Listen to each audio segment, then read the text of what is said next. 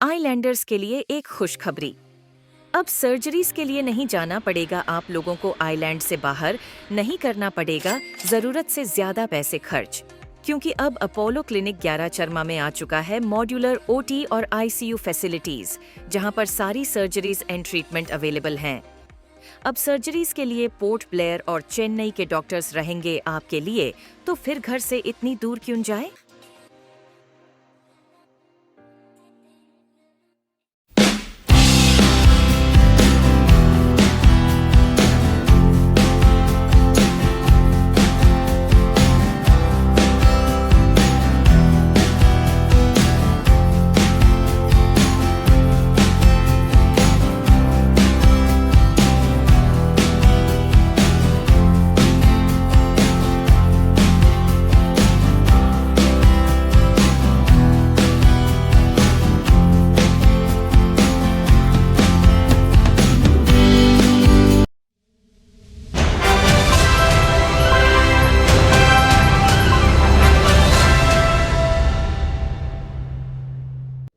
नमस्कार आलिन दोस्तों, सभी का स्वागत है। इस वक्त खड़े हैं बम्बू फ्लैट विमलीगंज डीएफओ ऑफिस के सामने खड़े हुए हैं। यहाँ पर जैसा देख सकते हैं, यहाँ पे जो सीजनल वर्कर्स है, जो 6 महीने से जो इसको काम नहीं मिला, जो जैसा पहले काम चल रहा था कंटिन्यू, जो दूसरे जो संगठन द्वारा जो कोर्ट ने केस फाइल करके जो काम रुकाया गया, फॉरेस्ट मजदूर संघ के प्रेसिडेंट श्री अनूप कुमार दत्ता जी आए हैं, जो डीएफओ सबसे बात करेंगे। हम आपको अपडेट देने की कोशिश करें आगे का। जय हिंद, सभी को नमस्कार। सभी प्रेस बंधु भाई जो आए हैं, आप सभी का धन्यवाद। और इस वक्त जैसे कि आपको पता होगा कि हम डीएफओ साउथ अंडमान आए हैं, और डीएफओ साहब से यहाँ पे विमलीगंज में मुलाकात करने की वजह और कारण ये है कि इससे पहले भी शायद आप लोगों ने कवरेज किया था, आप लोगों ने न्यूज़ चैनल के माध्यम से दिखाया था कि सीजनल वर्कर जो वर्षों से 20-25 साल से लगातार डीएफओ साउथ अंडमान, अन्य दूसरे वाइल्ड लाइफ तमाम डिविजन्स पे काम कर रहे थे, एक जो यूनियन किसी एक यूनियन के एक केस के जजमेंट के बाद इनको डिसकंटिन्यू कर दिया गया, और उनके जो लोग हैं, उनके मेंबर जो उन्होंने कहा था कि हमारे मेंबर्स हैं, और उनको कंटिन्यू किया गया।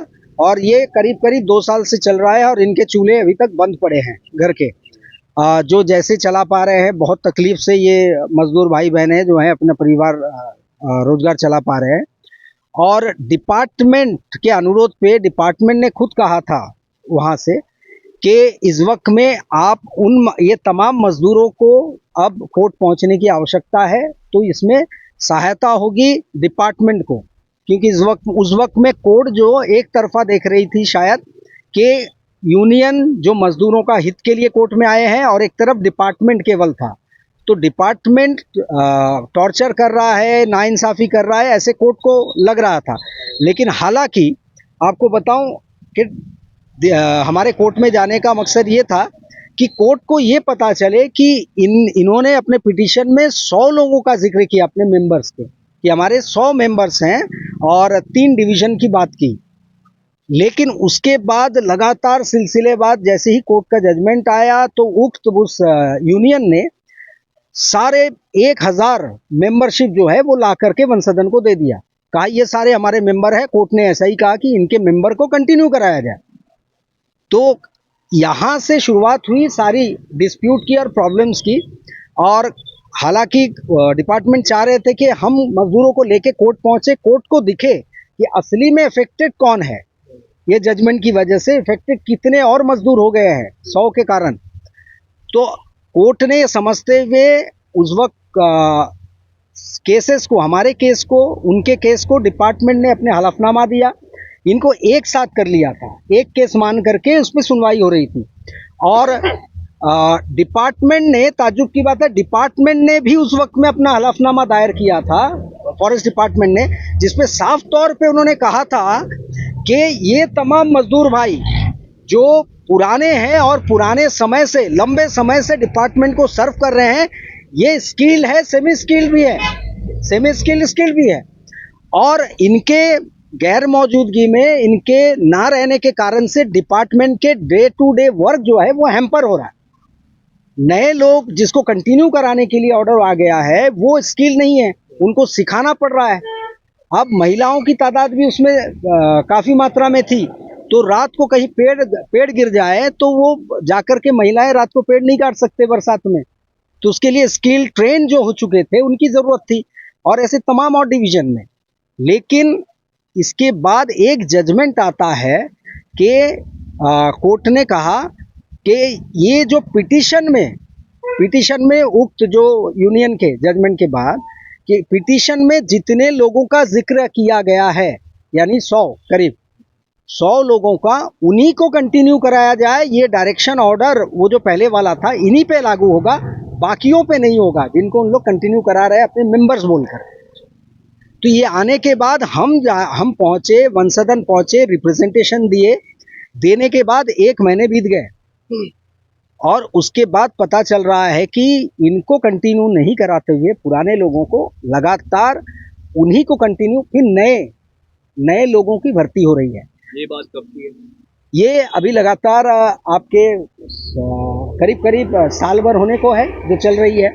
और ये आप लोग हाँ हमें सूत्रों से पता चली है कि 2023 मार्च की बात 23 की बात है।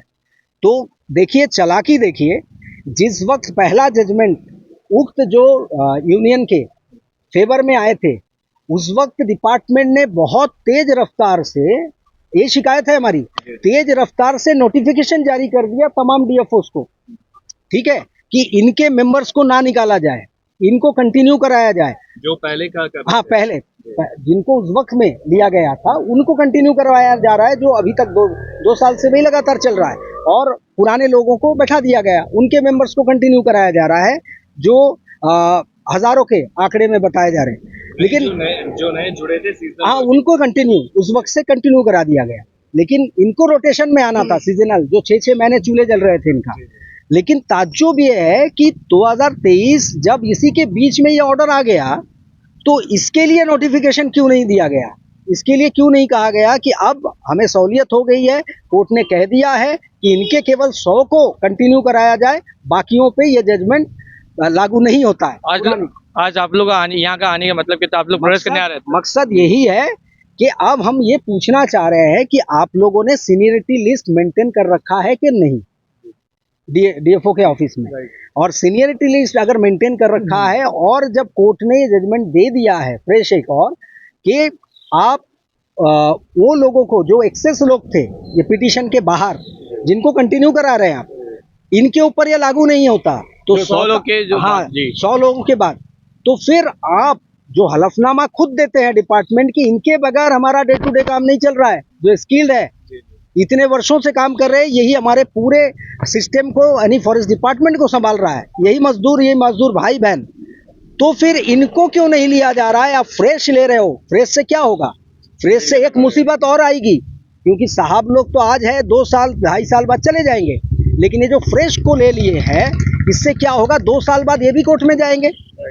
1350 मजदूरों को आप अभी रोजगार नहीं दे पा रहे हो प्रॉपरली, 130th नहीं कर पा रहे हो, सीजनल शब्द को हटा नहीं पा रहे हो, और अभी आप फ्रेश ले रहे हो, इसके पीछे आपकी मंशा क्या है, ये जानना है हमें।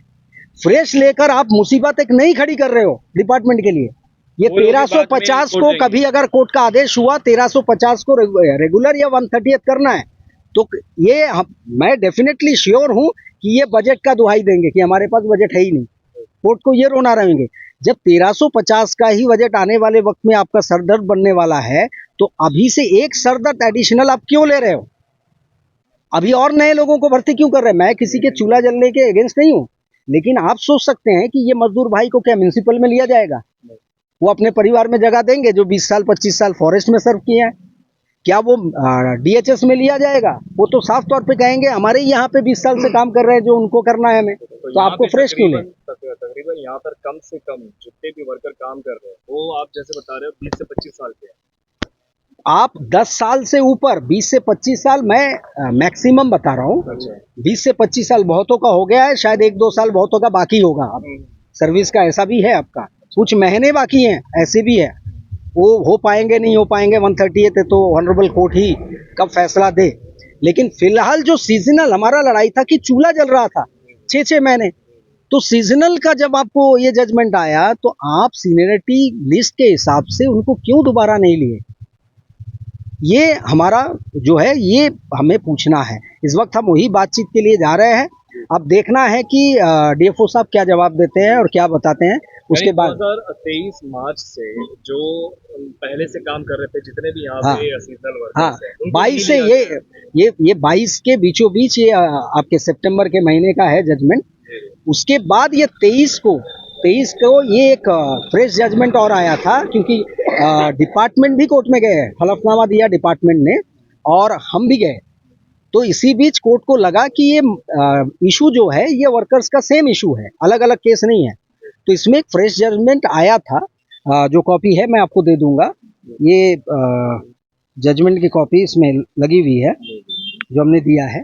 तो इसमें साफ तौर पे कहा गया है कि बाकियों पे लागू नहीं होता, केवल पिटिशनर पे लागू होता है। तो पिटिशनर कौन थे? पिटिशनर वो यूनियन जिनका जिक्र किया था पिटिशन में कि 3 डिवीजन है हमारे, 3 डिवीजन में हमारे 100 लोग हैं मेंबर्स, हमारे लोग मतलब मेंबर्स हैं उनके, ठीक है। तो जो नए मतलब आप बोल रहे हैं। हाँ नहीं, उन्होंने दावा किया था कि हमारे मेंबर्स को अगले महीने से बैठा दिया जाएगा, इनको डिसकंटिन्यू ना कराया जाए। ये ऑनरेबल कोर्ट से अपील किया था, ऑनरेबल कोर्ट ने जजमेंट दिया था, लेकिन उन्होंने कह दिया था जजमेंट में, ऑर्डर में, कि इनके मेंबर्स को ना निकाला जाए, डिसकंटिन्यू नहीं किया जाएगा।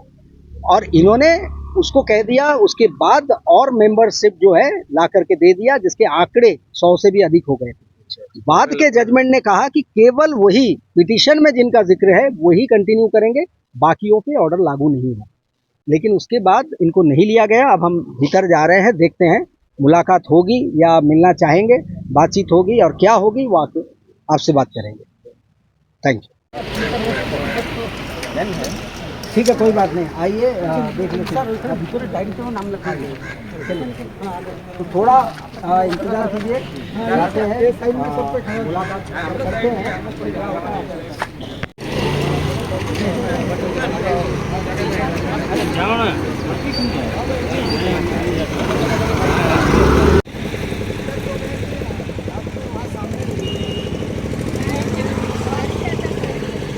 भीतर अभी हम मिल के आ रहे हैं और डीएफओ साहब ने एसीएफ साहब को कहा था कि उनको जिम्मेदारी दी थी, इनका क्या है नहीं है मसला, सारा सुन के हमें बताइए। तो डीएफओ साहब जो एसीएफ साहब जो है वो बाराटान से आए हैं और उनको ये लिटिगेशन के बारे में थोड़ी बहुत जानकारी है। तो हमने उनको सारी बातें बताई कि कैसे कैसे क्या हुआ, सारे डिटेल बताए और हमने वो पत्र भी दिखाया जो वन सदन में हमने दिया था, ठीक है। वो डिटेल जानने के बाद में उन्होंने कहा कि आपकी केस तो बिल्कुल जेन्युइन लग रहा है और सही है, और हमने साफ तौर पे कहा कि जो नए को लिया जा रहा है उससे आगे डिपार्टमेंट की चुनौतियां और बढ़ने वाली है। तो मैंने कहा कि आप सर, रिक्वेस्ट किया कि आप हलफनामा जो दायर किए थे डिपार्टमेंट ने कोर्ट में, ऑनरेबल कोर्ट में, उसको एक बार ज़रूर पढ़ें, डीएफओ साहब को भी उससे अवगत कराएं कि आपने उसमें जो वादे किए थे और जो प्रॉब्लम्स बताए थे आज वो मज़दूरों को हो रहा है। तो इनको ना लिया जाए और जो इस वक्त बैठे हैं पुराने और वादे के मुताबिक और जजमेंट के हिसाब से उनको कंटिन्यू कराया जाए। और हमने साफ तौर पे कहा कि हम किसी यूनियन की तरह आकर, तथाकथित किसी भी यूनियन की तरह, मैं आकर के या कोई आकर के ये नहीं कहेगा कि ये मेरा आदमी है, इसको आप पहले ले लीजिए। हमने कहा जिस दिन से ब्रेक हुआ था, जिस बैच को लेना था आप नहीं ले पाए, कोर्ट का हिसाब से, कोर्ट का जजमेंट था रोक देना है, तो आप लोगों को रोका गया। जिस बैच को रोका गया आप फिर से उसी से शुरुआत कीजिए और उसी रोटेशन में फिर, और ख़ास करके कहा कि सीनियरिटी लिस्ट बनाया जाए आप लोगों का, ठीक है। इसका डिस्कशन हुआ है कि आप लोग जो भी काम कर रहे हैं एक सीनियरिटी लिस्ट मेंटेन करें डीएफओ ऑफिस में, और बाकी भी हम बात करेंगे इसी का। और चाहते हैं कि सीनियरिटी अगर लिस्ट बन जाता है, और होना चाहिए एक्चुअली इनके पास में, इतने सालों में बना के रखने चाहिए थे, अगर नहीं बनी है हमने कहा वो बना लीजिए और उसके हिसाब से ही जो है पुराने सिस्टम सीजनल वर्कर के रोटेशन का वो प्रारंभ करें। और कोर्ट पे छोड़िए कि 138 क्या होना है, रेगुलराइजेशन क्या होना है, कोर्ट का अभी जजमेंट पेंडिंग है, अभी हियरिंग चल रहा है। और यही तलक बात हुई। सर ने कहा कि अभी जितने जन रोकने थे हमने उनको रखा है, होल्ड किया हुआ है, वो काम कर रहे हैं। बाकियों को यही बताया गया रफ़ीक भाई कि बाकियों को हमने डिसकंटिन्यू कर दिया है अभी, ठीक है। जिनको लिया गया था और नाम जिनका नहीं है पिटीशन में उनको डिसकंटिन्यू कर दिया गया है। वन सदन से अभी भी लेने का ऑर्डर अभी तक नहीं आया है और कितने पोस्ट का ऑर्डर, सेंक्शन ऑर्डर आता है उसके हिसाब से इस पे चर्चा होगी कि पुराने लोगों को लेना है, ठीक है। तो अब हमारा अगला कदम होगा कि वन सदन में जाएंगे, आप लोग नहीं, मैं जाऊंगा या 2-3 और हमारे साथ में जाएंगे साथी, और उनसे गुजारिश करेंगे वन सदन में कि जल्द से जल्द जो है वो यहाँ पे अप्रूवल भेज दें लेने के लिए, क्योंकि अभी तक नहीं आया है इसलिए वो फ्रेश नहीं ले रहे हैं। और लेना है तो पुराने लोगों से ही वैसे ही शुरुआत करेंगे, ठीक है। क्लियर है ये? आप लोग सहमत है क्या जो बात हुई? ठीक है। अब वो बनाने दीजिए लिस्ट और वहाँ से अप्रूवल हम लाने की कोशिश करेंगे, और 150-200 जो भी देते हैं अप्रूवल हम कोशिश करेंगे पुराने जितने लिए जा रहे थे उतने लोगों का अप्रूवल मिले, ठीक है। मिलेंगे तो आप लोगों को राहत हो जाएगी, सहूलियत हो जाएगी, ठीक है। और एक चीज़ स्पेशली मैं बता दूं, आप लोग जो भी DFO साउथ अंडमान से क्षेत्र में आते हैं, दायरे में आते हैं, वो प्लीज़ नाम लिखवा दें हमें। DFO साहब को एक लिस्ट सौंपनी है, टोटल कितने पर्सन हैं जो DFO साउथ अंडमान के अधीन काम कर रहे थे पुराने, ठीक है। क्लियर है? सभी नाम दे देंगे। रफ़ीक भाई भी हैं, सायरा जी हैं, लक्ष्मी जी हैं, जिनको लगता है पहुंचा सकते हैं वहाँ व्हाट्सएप में पहुंचा दीजिए। नहीं, आज ही आइए ना, दे के चले जाइए। आप लोग कितने हैं आज ही लिख के दे दीजिए, ठीक है। जो होता है रुक जाइए, नाम आराम से। साउथ में जितने हैं साउथ का रुक करके नाम दे जाइए, ठीक है, ठीक है। थैंक यू, धन्यवाद। और प्रेस, तमाम मेरे प्रेस बंधुओं का धन्यवाद करूंगा कि आप लोग ये अपने परिवार का हिस्सा या इनकी तकलीफ़ों को समझे, अपने परिवार की तरह सोच करके आप आए, इसको कवर किए। इसके लिए तमाम वर्कर्स, श्रमिक बंधुओं की ओर से और श्रमिक कम्युनिटी की ओर से आप तमाम लोगों का बहुत बहुत तहे दिल से धन्यवाद और शुक्रिया।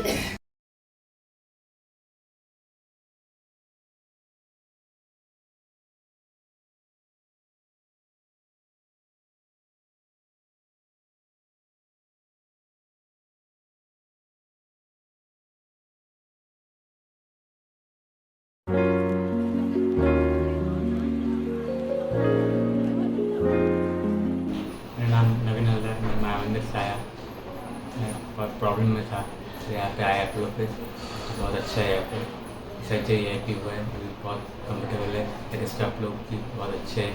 कंडीशन बहुत ख़राब था, अभी तो सर्जरी होने के बाद अभी आराम है, बहुत अच्छे है मेडिकल लोग।